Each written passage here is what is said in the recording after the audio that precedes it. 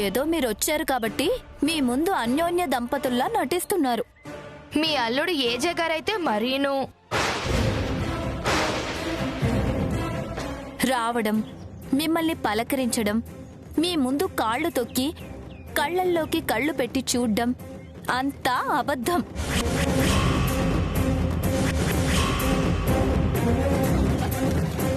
మీ అల్లుడు గారికి మీ అమ్మాయి మీద అంత ప్రేమ లేదు. అదంతా నటన.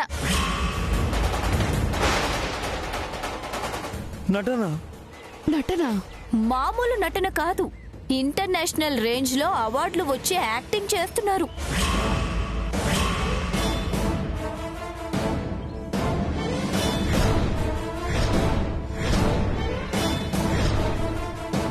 మీరు ఆనందపడుతున్నట్లు ఏజే మనసులో మీ అమ్మాయి లేదు.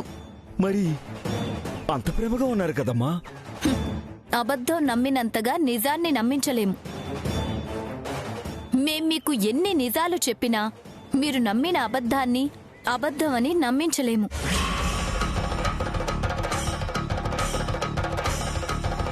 అంటే అల్లుడు గారు అమ్మాయి ఇద్దరి మధ్య ఎలాంటి ప్రేమ లేదు. తెగ నటిస్తున్నారు, అది మాత్రం నిజం.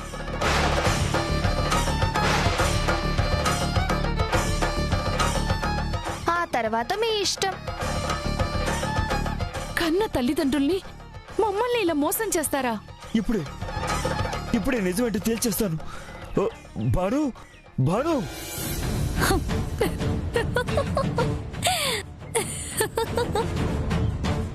భగవంతుడా, వీళ్ళు నిజం చెప్పేశారు. పాపం వాళ్ళెంత బాధపడతారో. ఇంత కష్టపడినా భాను కష్టానికి ఫలితం లేకుండా పోయిందే. అయ్యయ్యో. అదేంటక్క మరీ అంత డైరెక్ట్ గా అలా చెప్పేశావు? నన్ను రెచ్చగొడితే అలాగే ఉంటుంది. నా ముందే అంత పర్ఫార్మెన్స్ చేస్తారా?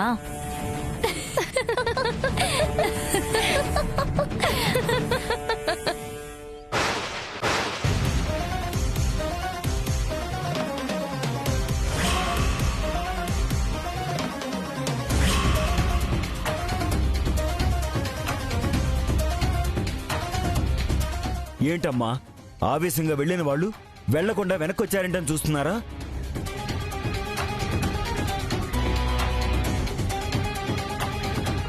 అబద్ధాన్ని నిజమని నమ్మేంత అమాయకులు కాదులేమ్మా. అయినా మీలాగా నా కూతురు ఇంటి కోడలుగా వచ్చింది. తన గురించి అలా చెప్పడానికి మీకు మనసు ఎలా వచ్చింది? మేమేం చెప్పాము? అక్షరం పొల్లుపోలేదమ్మా. మా కూతురేం చెప్పిందో మీరు అదే చెప్పారు.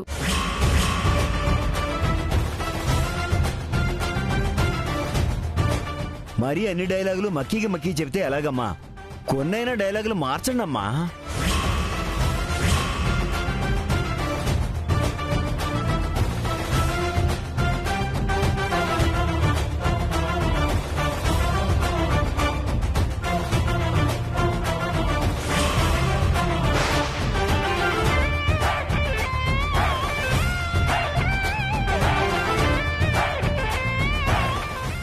ఏంటక్క భాను డైలాగులు మనం చెప్పడం ఏంటి?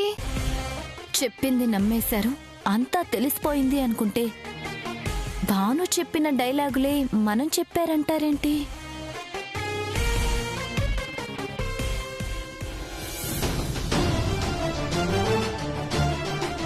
ఏంటమ్మా ఇది? ఇలాంటి వాళ్ళ మధ్యన ఎలా ఉంటున్నావు? నువ్వేం చెప్తారో అన్నావో వాళ్ళదే చెప్పారు. ఏమిటి, భాను ముందే మీకు చెప్పిందా? ఇలాంటి మాటలు చెబుతారు అని భాను ముందే చెప్పింది కాబట్టి మా బిడ్డని అపార్థం చేసుకునే ప్రమాదం తప్పిందమ్మా. మంచి భర్త దొరికాడు అని ఆనందపడాలో, అలాంటి కోడళ్లు దొరికారు అని బాధపడాలో ఏం అర్థం కావటం లేదు. నాన్నా, నేను ఏజే గారితో కాపురం చేయడానికి వచ్చాను. నా భర్తతో నేను ఆనందంగా ఉన్నప్పుడు వాళ్ళ గురించి ఆలోచించాల్సిన అవసరం నాకు లేదు. మీరు వెళ్ళి కూర్చోండి, నేను వస్తాను.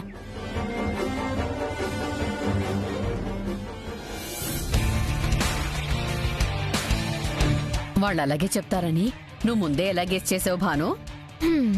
వచ్చి ఇన్ని రోజులైంది. నా భర్తతో కన్నా వాళ్ళతో మాట్లాడింది ఎక్కువ. ఆ మాత్రం ఊహించలేనా? అబ్బో నీ బుద్ధే బుద్ధి భాను. కుక్క కాటుకు చెప్పు దెబ్బ అని సరిగ్గా బుద్ధి చెప్పావు.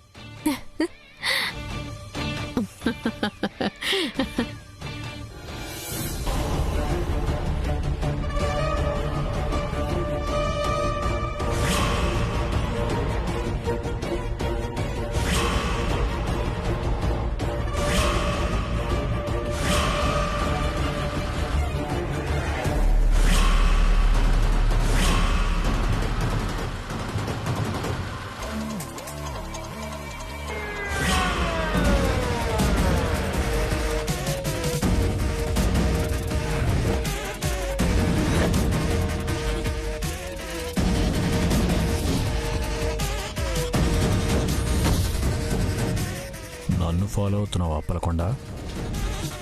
నీకెలా బుద్ధి చెప్పాలో నాకు బాగా తెలుసు.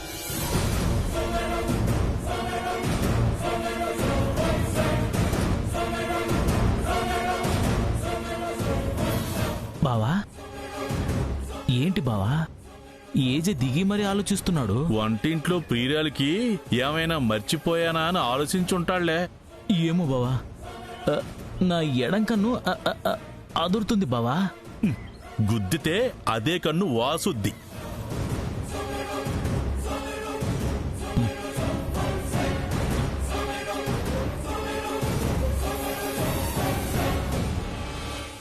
మధ్యలో వాడెవడ్రా బామ్మర్దే? ఏజే మనల్ని కన్ఫ్యూజ్ చేస్తున్నాడు బావా. మనం వస్తున్న సంగతి తెలియదు కదరా.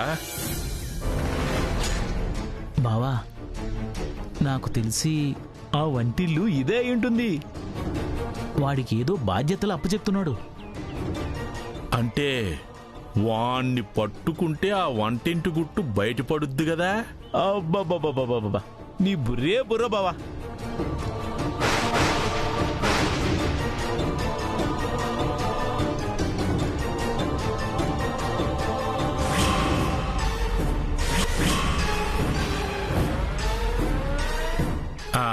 ఒరేయ్ బామర్దే, ఆడి దగ్గర విషయం రాబడదాంరా.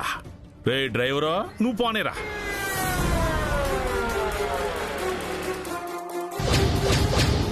ఇదిగో తమ్ముడు, ఇట్రా. రా రా రా. నేనా? నువ్వే బెదరా. ఏంటి ఎక్కడా? ఏంటి? చెన్నెల్లు. ఎవరిది? ఏజేది? మీరు కొంచెం తప్పుకోండి. ఆగండి ఆగండి.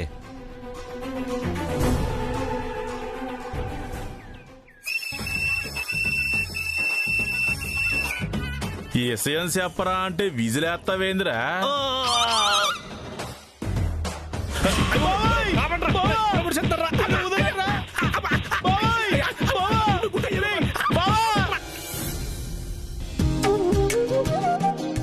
అమ్మా భాను, ఇప్పటికే చీకటి పడిపోయింది.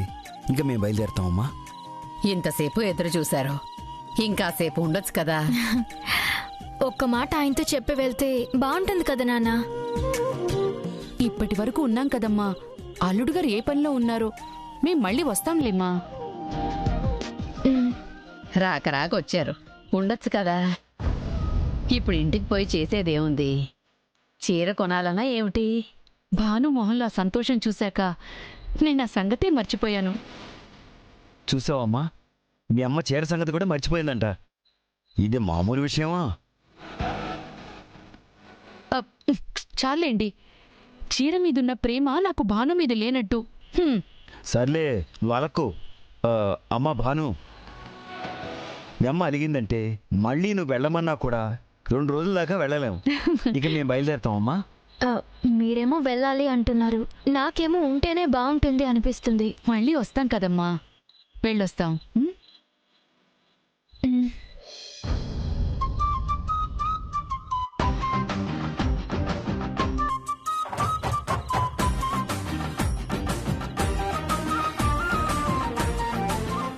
ఏంటి ఏజీ ఏదో దాచిపెడుతున్నట్టున్నారు? అదిగో సమయానికి వచ్చారు. మమ్మీ నాన్న ఇంటికి వెళ్తానంటున్నారు. అవునా? అదేంటి మావి గారు, ఉండొచ్చు కదా. ఎంత చెప్పినా వినడం లేదే జే. నువ్వేమిటి ఏదో దాస్తున్నావు? అబ్బే ఏం లేదు. దాచిపెడుతూనే ఏమీ లేదంటావేమిటి?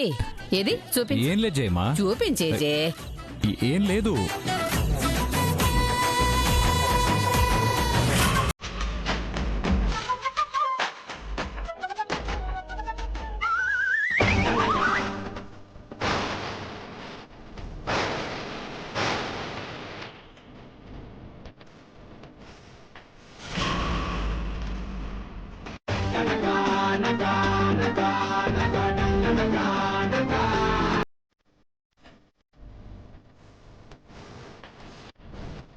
మల్లెపూలు ఎవరికి? ఎవరికంటే వెంట జయమా, భానుకి. రోజు తీసుకొస్తాను కదా. రోజునా? అంటే రోజు ఇలాగే దాచిపెట్టి తీసుకెళ్తుంటాను కదా, అందుకే నీకు తెలీదు. ఏమైందక్కా? ఏంటిది? ఎప్పుడు వినని మాటలు వింటున్నాం, ఎన్నడూ చూడని విషయాలు చూస్తున్నాం. మనం నిలబడి కలగంటున్నామా అనిపిస్తోంది. ఏంటి బాను, అందరూ చూశారని అలా నిలబడిపోయావా? తప్పే ఉంది. నా భార్యకి నేను పువ్వులు తెస్తాను, జడలో పెడతాను. ఇలారా.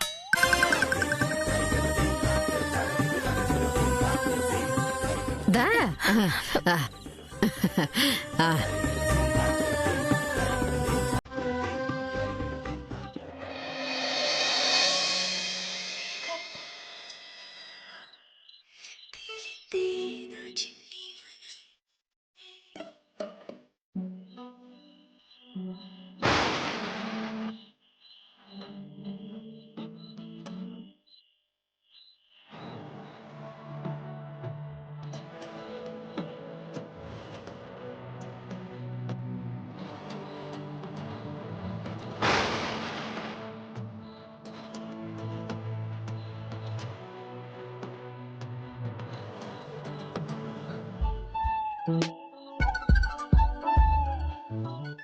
భాను,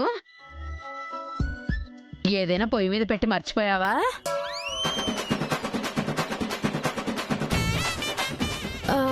లేదు జయమ్మా.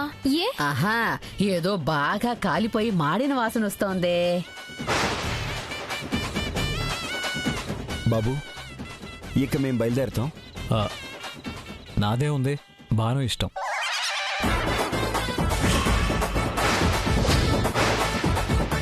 అమ్మాయితో ఇందాకే చెప్పానులే బాబు, మీరు సరే అంటే. సరే అత్తయ్య గారు, వెళ్ళరండి. కానీ అప్పుడప్పుడు రావడం మాత్రం మర్చిపోకండి. అలాగే బాబు, వెళ్ళొస్తాం.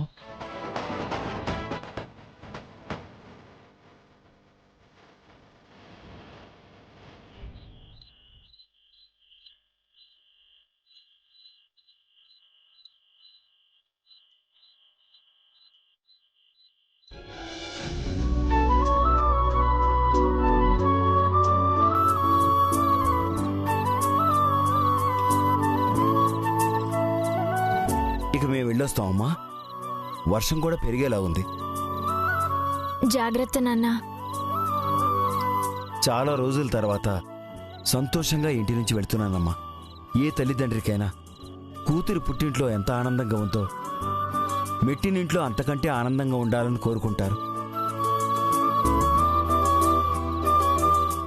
ఇక్కడ నువ్వు అల్లుడు గారు అంత అన్యోన్యంగా ఉండడం చూశాక నువ్వు పుట్టింట్లో కన్నా మెట్టినింటిలోనే ఎక్కువ ఆనందంగా ఉన్నావు అనిపిస్తోంది.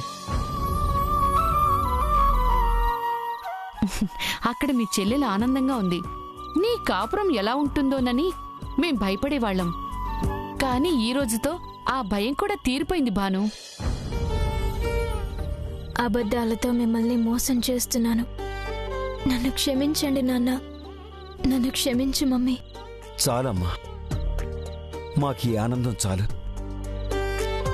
మీరిద్దరూ ఆనందంగా ఉన్నారు. మీ ఆనందమే కదమ్మా మా ఆనందం.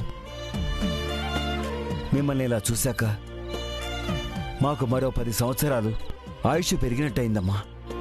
నాన్న, ఏంటి నాన్న ప్రతిదానికి ఎమోషన్ అవుతున్నావు? ఆనందం అమ్మా, ఆనందం నాతో అలా మాట్లాడిస్తోంది. చాలా మంది తల్లిదండ్రులు కూతురి కాపురాన్ని చూసి కన్నీళ్లతోనే బయటికి వెళ్తుంటారు. మేము ఆనందంతో వెళుతున్నాం. మీరెప్పుడు ఇలాగే ఉండండి, అది చాలు మాకు. వెళ్ళొస్తానమ్మా, వెళ్ళొస్తాను జయమ్మ గారు.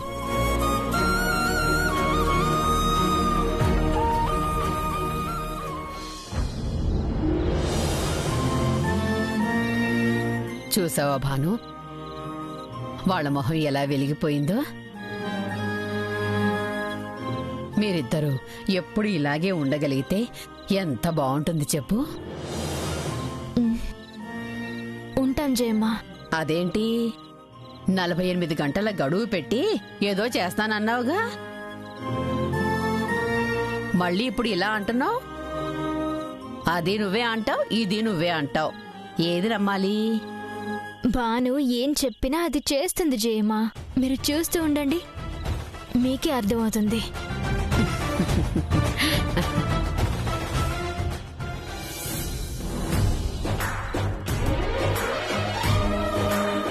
మా మమ్మీ డాడీని అంత ఆనంద పెట్టినందుకు అలాగే వెళ్ళి గట్టిగా కౌగిలించుకోవాలనుంది. కానీ ఏం చేస్తా, అంతా యాక్టింగ్ కదా.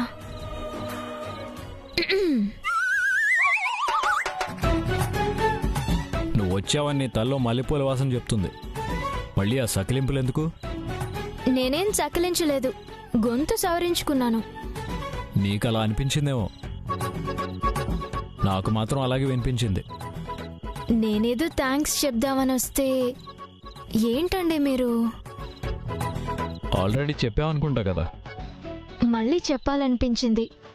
నా మాటకి విలువిచ్చి మీరు ఆ కాళ్ళు తొక్కడం, చెయ్యి పట్టుకోవడం, మల్లెపూలు తేవడం, నా తలలో తురమటం, ఇలాంటివి కొంచెం ఎక్కువ అనిపించినా అదే నేను నమ్మలేకపోయినా మా వాళ్ళు మాత్రం చాలా హ్యాపీగా ఫీల్ అయ్యారు. అందుకే మీకు థ్యాంక్స్ చెప్దామని. మాట ఇస్తే మాట తప్పటం ఏజేకి అలవాట్లేదు. మీలాగే నేను మాట తప్పను, మీ భార్యని కదా. అదే మీతో చేసిన ఛాలెంజ్ని మర్చిపోయి వెనక్కి తీసుకుంటున్నాను అనుకోవద్దు. నువ్వు ఈ మధ్య వాస్తవాలను వదిలేసి ఊహలో బతకడం ఎక్కువైపోయింది. కాస్త తగ్గించు. నాది ఓహో వాస్తవమో హఠాత్తుగా పెరిగిన మీ ప్రేమ చూస్తుంటేనే తెలుస్తుందిలేండి.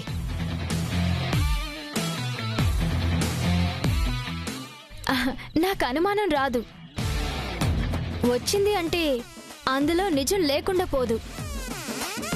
నా మీద మీరింత అభిమానం చూపించాక నా అనుమానం నిజమని నిరూపించాలన్న పట్టుదల పెరిగిపోయింది. ఏంటి నువ్వు నిరూపించేది? ఏంటి అనేది ఛాలెంజ్ చేసి మరీ చెప్పాను కదా.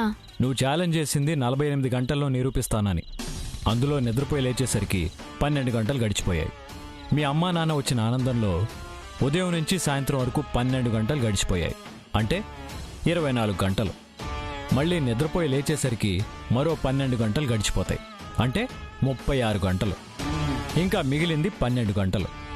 వాటిల్లో ఇంటి పనికి, వంట పనికి మరో 10 గంటలు గడిచిపోతే మిగిలేది 2 గంటలు. ఈ 2 గంటల్లో ఇంత అలసిపోయిన నువ్వు రెస్ట్ తీసుకోవడానికే సరిపోతుంది. ఇక ఛాలెంజ్కి టైం ఎక్కడ ఉంటుంది? అమ్మో, ఏజ్ ఏంటి ఇంత క్లారిటీగా ఉన్నారు?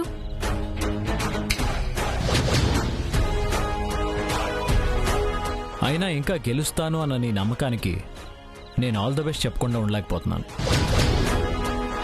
All the best.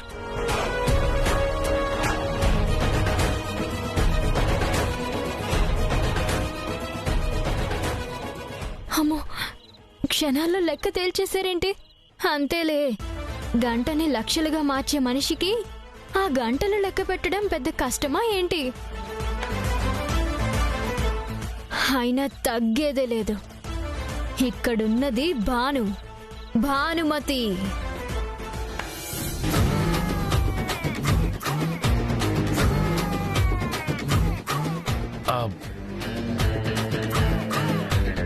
ఆహాహా, అబ్బబ్బబ్బబ్బబ్బా, నీ చేతుల్లో దూదేమన్నా పెట్టాడేట్రా ఆ దేవుడు? వీరగంధం పూసినట్టు సమ్మగా ఉందరా. నిన్న వాళ్ళు మూకుమ్మడిగా కుమ్మినా అది ఏమీ తెలియకుండా ఎంత సున్నితంగా మర్దన చేస్తున్నావురా. అమ్మో, అలా అనిపించిందంటే సాయంత్రం దాకా బరిని బావని రుద్దుతూ ఉండాల్సిందే. అయ్యో, అరే, బాగుంది.